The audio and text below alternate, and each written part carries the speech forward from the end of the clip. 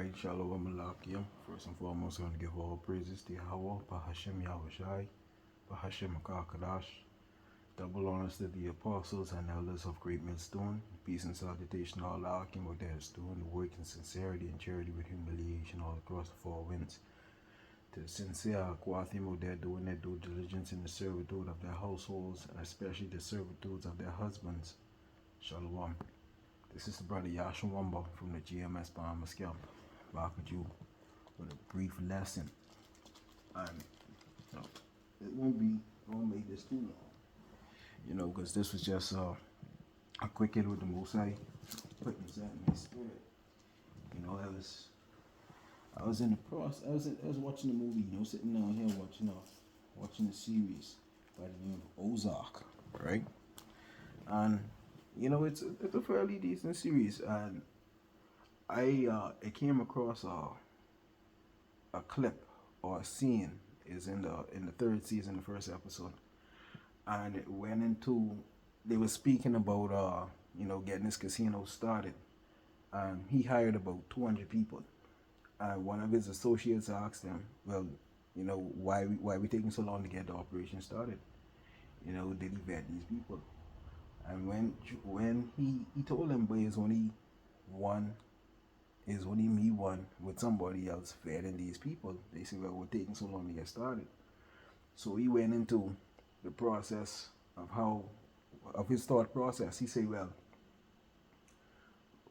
if you only deal with one or two people, it's very difficult to sift out, because you can't, the percentage numbers are pretty much absolute.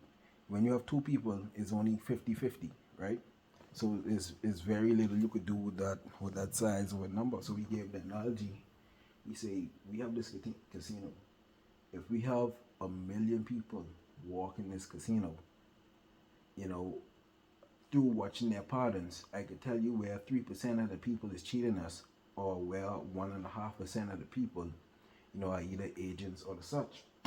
So when I thought about that, when you have a small number, it's very difficult to get percentage or to sift out. But when you have a large number, it's easier to sift out, because now you have more data to work with, right? More numbers to work with.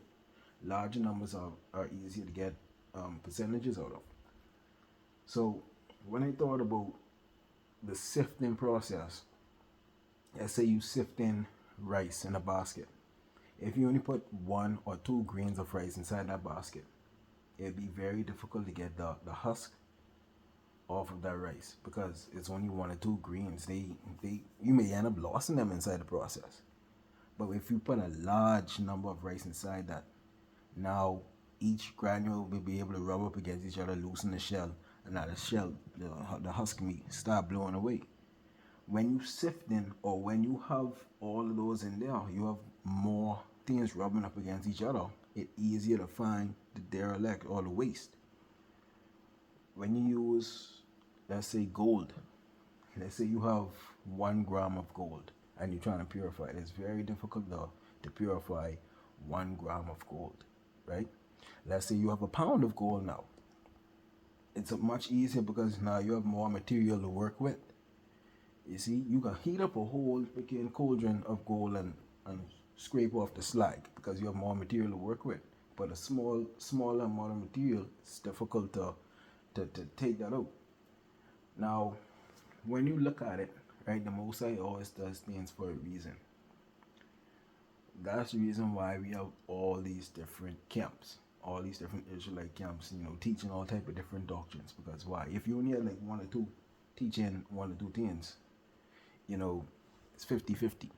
It'd be difficult to find, where the truth lies, because you don't have much information to go on. But now that you have all these different camps, okay, you find out that they teaching that, no, that don't sound right.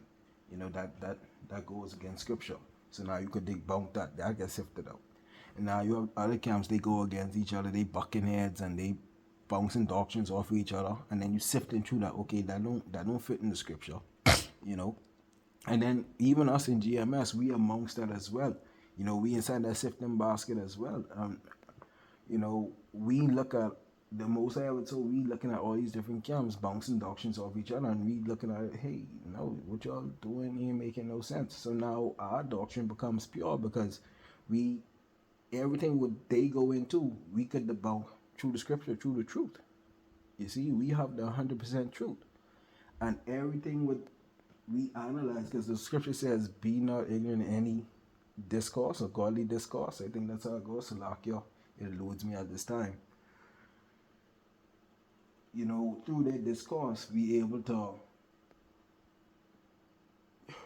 the truth is able to be refined through that discourse. You see? So now we able to better teach the 100% truth.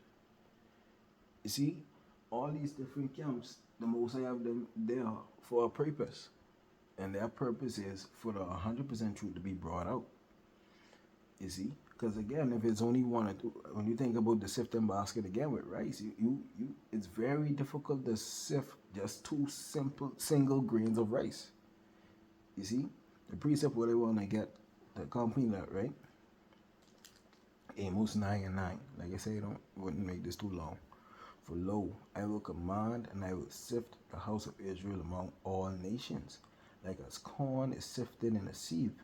Yet shall not the least grain fall upon the earth. So when the Most High is sifting us among all nations, he ain't just sifting us against each other. He's sifting us amongst all nations so that we can be purified. You see, because the sifting process requires a large amount of data, a large amount of nations. You sift a large amount to get the quality product, which is a small amount, which is ultimately the 1/3 and the elect.